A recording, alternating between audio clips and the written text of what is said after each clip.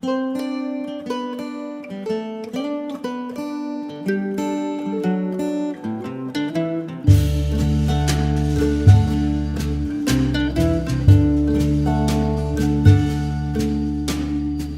into Cooking with Margie. I'm Eric Stafford. This is Margie Mansure, and we are here today kind of prepping for Thanksgiving. Indeed. I can't believe it's only a couple of weeks away. Yeah, it'll be here before we know it. You know, it's really one of my favorite holidays. It is mine too. It's actually my favorite menu. That's probably my favorite meal is turkey and dressing and all that. So it's a great holiday because I really think you should live every day. I try to live every day in gratitude or in a state of gratitude. But it's great to share that with other people. And Thanksgiving, you can open it up to friends, where at Christmas, you know, everyone's like, oh no, it can only be family. But yeah, I've even heard of people doing Friendsgiving and stuff like that and have their friends over that are, you know. Yeah, they might not even get with their family, like if their family lives far away or they prefer to be with their friends. I mean, it's totally acceptable. So it's just an awesome event. It's a great way with all the food to just have that camaraderie and consider how thankful you are of everything. Oh yeah. Yeah. Oh yeah. So what I want to do today is we're going to demonstrate a couple of my favorite recipes. I know a lot of people have their traditional recipes. Some people might not this year though, because maybe grandma made the traditional recipe and you can't go see grandma because you know, the high risk group and whatnot. And well, there's so many rules. Travel conditions, things. Right, there's so many rules right now with this pandemic. So I think a lot of people might kind of be in a situation where they might be cooking some of these dishes for the first time. So yeah, that's true. So we're gonna make a cranberry relish. Definitely traditional, and then also a sweet potato casserole. Oh, okay. Yeah. I love sweet potatoes. Oh, you can't go wrong. They're so good. So I think we'll start with the relish because it does have to cook down a little bit. Okay. Okay. So what we're gonna do is we have some port wine here. Oh, now okay. it's just really a very sweet red wine. I guess if you didn't want to do the wine, you could probably just do grape juice. Yeah. Like some red grape juice would be okay. What's the point? Do the wine. Do the wine, people. Come on. You're going to cook it out anyway. It gives it a really good flavor. It gives it a good flavor. You're cooking alcohol out. Get over it. Yes. So we are gonna cook that down, the wine down to is 2 cups. So we're gonna cook it down to about 1 cup, and that's gonna concentrate the flavors. Oh, okay, cool. Okay, so I'm gonna let you put the wine. This is our wine. Okay. In this saucepan, and I'm going to work on peeling this orange, and I'm trying not to get any of the white pithy part in because it's not as good. sweet, right? Yeah, it's a little bitter. A little bitter. So if you have a really sharp peeler, it might just be careful with it because it might reach down and grab some of that pithy part. Yeah, watch your fingers. Yeah, I have cut my fingers before with a peeler. You can peel your fingers with the peeler. Oh, yeah, sorry. Just like whoop. Yeah, just like that carrot skin. It gets your skin. That's why I cast away. You've learned your lesson, haven't you? Yeah, I've bit my hand peeling some potatoes before. So we have the port wine. We've got cloves. Full cloves, whole cloves. Whole cloves. So we're going to put 3 of those in. Why don't you just go ahead and put 4 in because I don't know how old they are.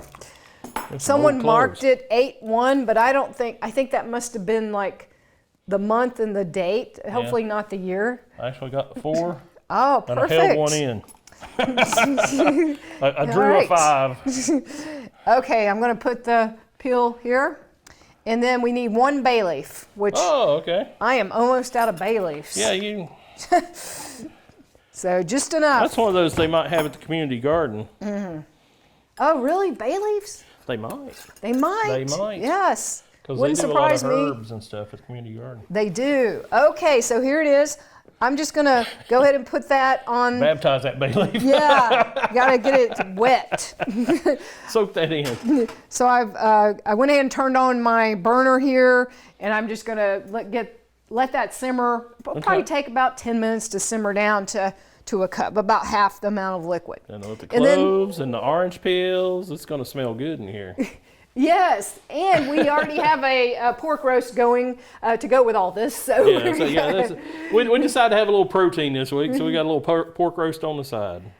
Perfect. So that's really going to concentrate the flavors with that. Okay, and then after we get that down, we'll do phase 2 where we put in our fresh cranberries. And they are fresh. They are nice looking. They do look nice. So if you ever see these in the store, the bags of cranberries, and think, wow, what to do with this? And this is it. So yes, this is one thing you can do with it. And cranberries are really good for us. I mean, they have a lot of antioxidants in them, which protects your cells, because cells just naturally, they age, and I guess they get attacked by pollutants and things like that. So this can kind of ward that off. Yeah, help. And they have you drink it for urinary tract stuff like that. Keep everything clean. Well, you know, I was reading that they're farmed in northern U.S. and southern Canada. They're native to that area. Oh, okay. So the cranberries are. It's one of our native fruits. And Native Americans knew that. They ate them for, they had used them as a medicine. Yeah. If they had some kind of kidney problem or bladder problem, that was their go-to. So, yeah. We aren't the ones to discover that. So. No, we're just the second group of people around. Yes, good to realize. There was people before us. So, yeah, that's part of the Thanksgiving thing, right? Yep, the whole thing. So, let's go ahead and get started on our sweet potato casserole. Okay. So I went ahead and I just cooked up some sweet potatoes. This is about 2.5 pounds. Yeah, it is. It's a good bit. So, you know, of course, you just peel them, just cut them up in whatever size you like to boil, like you would any mashed potato. And that took about 20 minutes, I guess, to boil those. So that's done. So sweet potatoes are just sweet as they are. I mean, everyday use, I could eat the sweet potato like this. And maybe just put a little butter on it or olive oil or something. It'd be really good. But for Thanksgiving, that's when you have to make it special, right? Oh, yeah, you got to doctor it up a little bit. Yeah, that's part of the celebration, the sweet potato casserole. Okay, so what I'm going to do is let you make a streusel, okay?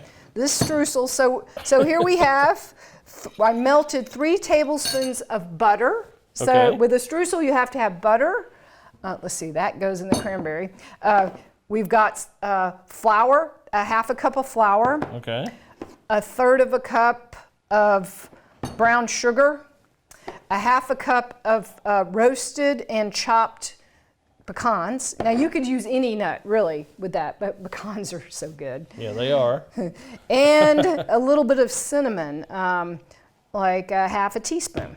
Okay. So if you just mix all that together, and you can make the streusel. Okay, make the streusel. Okay. So while you do that, I'm going to kind of mash these up a little bit. And I did not have a potato masher in this kitchen. I couldn't find one. So here, looks like one. This is more like what you would use in a pastry, making a pastry or something. But it seems to be working, huh? Yeah, it's working. Right. Maybe we don't need as many tools as we have sometimes in the kitchen. So while I mash this up, I'm going to add some honey to this. Okay. So I've got about a 1/4 cup of honey. And, you know, I really like the sweetness of honey because to me, it has more dimension than just sugar. I mean, sugar has its uses, but honey, I don't know, you know what I'm saying? I know what you're saying. It's got its own consistency, its own special thing to it, but it just makes any dish special, I think. It adds to. And we can get it from our local beekeepers, and to me, that makes it special too. And real honey like that never goes bad. It's not supposed to go bad. I think they used to use it for because as an antiseptic, try to keep people from getting infections and things. Yeah, some of the local beekeepers that I've talked to here that do the beekeeping program with the extension, they have told me that they have a spoonful every day and have not had as many colds because of that. Well, I knew that it would help with allergies if you get it in your area, because the bees go and pollinate and whatnot. Yeah, they're going to those plants you're allergic to. Yeah. You're getting a little just get a little- antioxidant to it. Or Exactly. antidote. Exactly. An antidote. So I added a teaspoon and a half of vanilla extract. Got to have vanilla extract. Oh, yeah. And now I'm going to add 5 ounces. I'm going to use some light coconut milk because it's really nice and creamy. And it just gives it a great flavor. I mean, you could just add milk. You could add some cream if you wanted that. Oh my! I'm simmering over here. We're simmering? Oh yeah, that smells great. Okay, so we'll stir. So, wow, that's a nice looking I know, it looks pretty good. Yeah. So all those flavors just go so well together. Now, when I was growing up, my grandmother always made Thanksgiving dinner for us. She was considered the best cook in the family. And so you put her to work. That's right, put her to work. She loved it. We always thought she did anyhow, right? Yeah. Well, she had everybody over and, Yes. and fawning over her cooking, which is great. She wouldn't even let anybody in the kitchen. I mean, she wanted to wash all the dishes and all that. Man, I could never be that way. Oh, really? Get in here. Yeah, I've known folks that are like, they couldn't own dishwashers because they like to wash the dishes, and I've never been that person. But Probably will never be, right? never will be. So what we want to do now, excuse me, we want to put half of that streusel in with this. Okay. And then we're going to use the other half to top it. Oh, okay. So I'll let you do Streusel. that. I'm trying to be conservative in my estimate here. Yeah, because you want to have plenty You for want to the have top, plenty right? for the top, yeah. It's always nice to bite into that.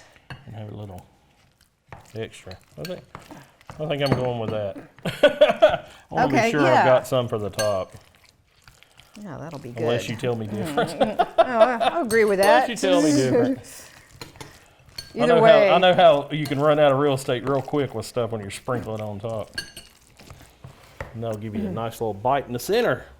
So I have sprayed this pan with that nonstick spray. Okay.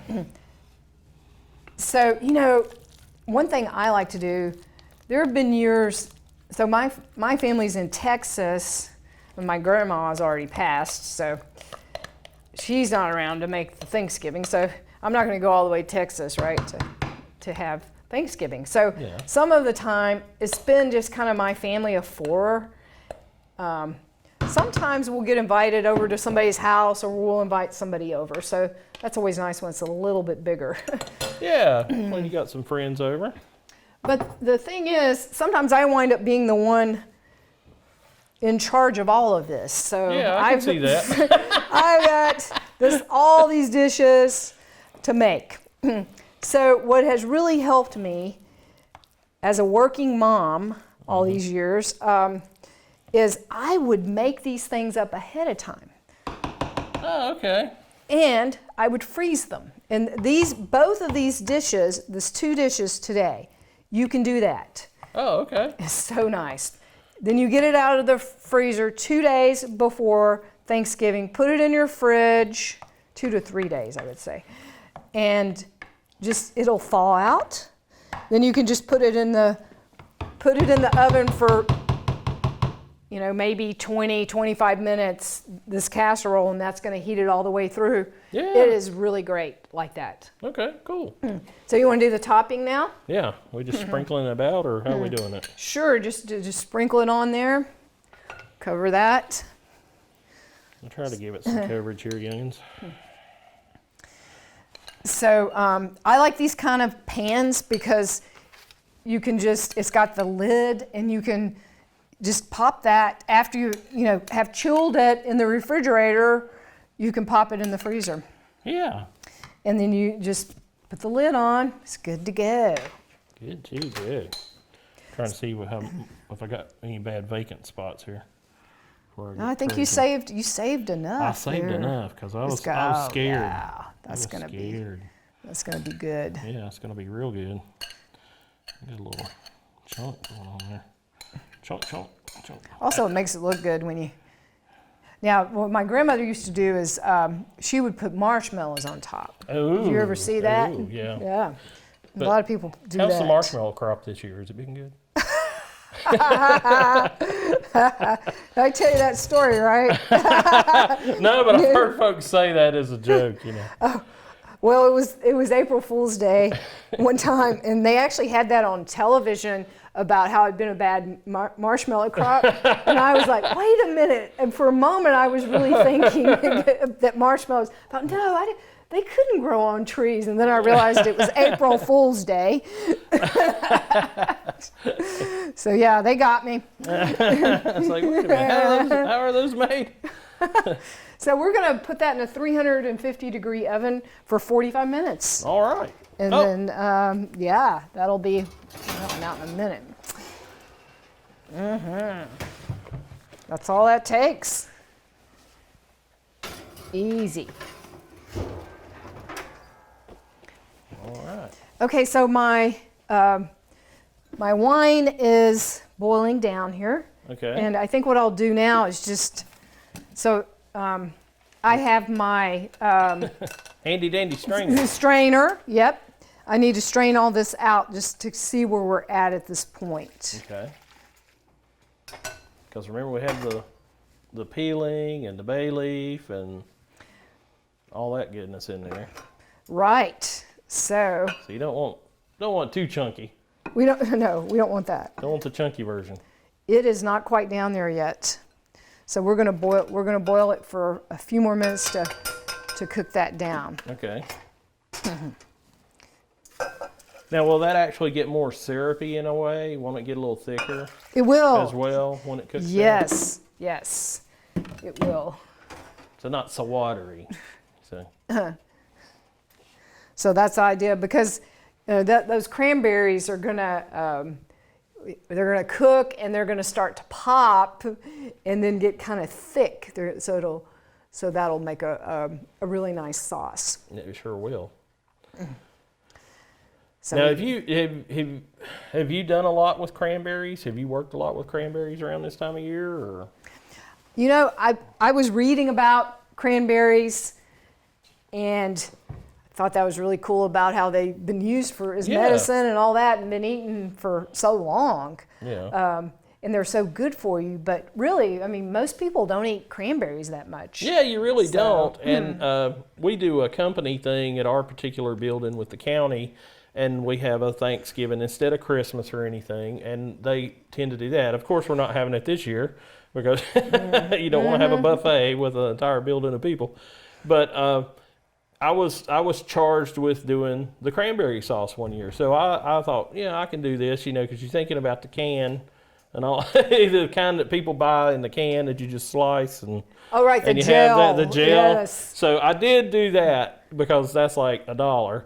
I did do that, but then I also got real cranberries and cut them up and did something off Food Network, and everybody was kind of impressed with that. But the people that wanted their slice of cranberry gel, they got theirs as well. So I kind of covered both bases with that. But that was a good way to go. But it's because I felt because I think it was my first Thanksgiving there, and I was like, that's kind of cheap just to show up with the can and say, here, cut you off a piece of cranberry sauce. You didn't want to be judged. I didn't want to be judged on that. I thought, at least try to step up and cook something. So I did. Yeah, it's fun to do something different. We had the can as well when I was growing up. Oh, And, yeah. I think everybody did. We just did the slices and it looked kind of cool. And it's getting close to the holidays because I did see in like one of the supermarket sales papers the fruit cake with the little horse and buggy on it. Oh yeah, yeah. It That's was a in the sign. sales paper. I was like, oh, the fruit cake. You're hoping no one buys it. No, my family ate it, but I never ate it. I was like, Not a fan. not a fan. Well, you can make really good fruit cake. Yeah, you can. I've had some really good fruit cake. Yeah. I'm not quite sure what all they put in it. Well, I saw, like, it's years ago, there was one in England that was over 100 years old, that they'd kept it for over 100 years, and the guy got some out and ate it. Wow. Because it's fermented with stuff or something. It must have really had some With the wine. high-level alcohol in there. Some kind of whiskey or some rum, maybe. Yeah. Taking chances on that. Talk about food safety. It's taking chances. Well, I'm going to think of different ways to use cranberries because, some people put them in their dressing or their stuffing. Yeah. They like to do that. I think there are different recipes that we can use them in. So maybe we'll do, over the holidays, we could do, while people have time and they're still available, a few recipes to try and you to get dried try ones. to They're do really that. good in a salad. You can just sprinkle them on a side salad or something like that. They're really good in that as well. That's probably the most popular way people have them. Okay, I'm going to say that's We're good. We're reduced. All right. So I've got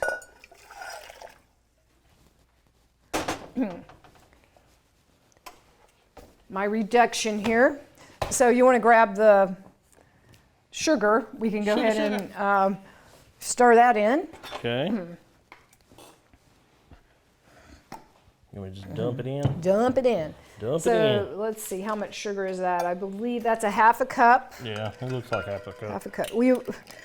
It's difficult not to use sugar with cranberries because they're pretty Tart. tart. Yes, so it's a nice contrast.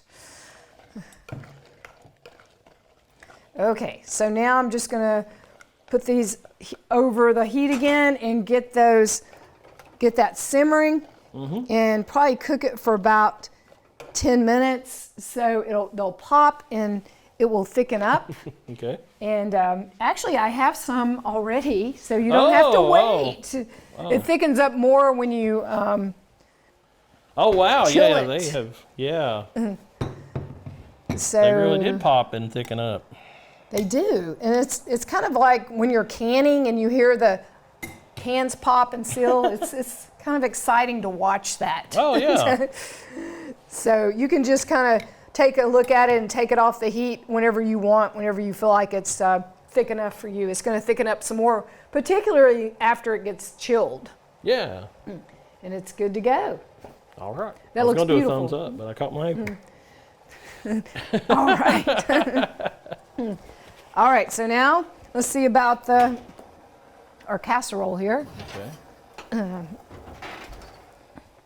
So here's that casserole. Ooh, it looks good. So yeah, that's good to go. That's been in there about 45 minutes, and see how it kind of browned on the top. Yeah. The sugar melted a little bit and kind of fused into that top of the sweet potato. Ooh, well, I don't know about you, but I'm ready to dig in. I'm always ready for Thanksgiving. Yes, and with our pork roast, this will be a new experience. I've never paired all that with pork roast. Oh, it'll be great.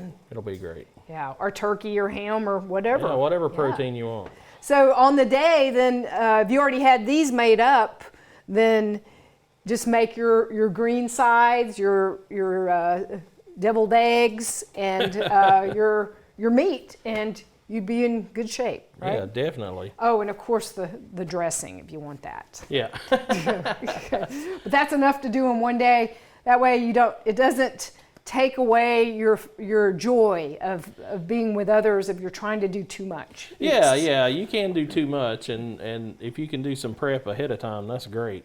Definitely. All right, well, thank you so much, Margie. I appreciate this, and you've given me lots of ideas for Thanksgiving this year. Yes, I'm really looking forward to our celebration in a few minutes and to Thanksgiving. All right. So happy Thanksgiving. Happy Thanksgiving.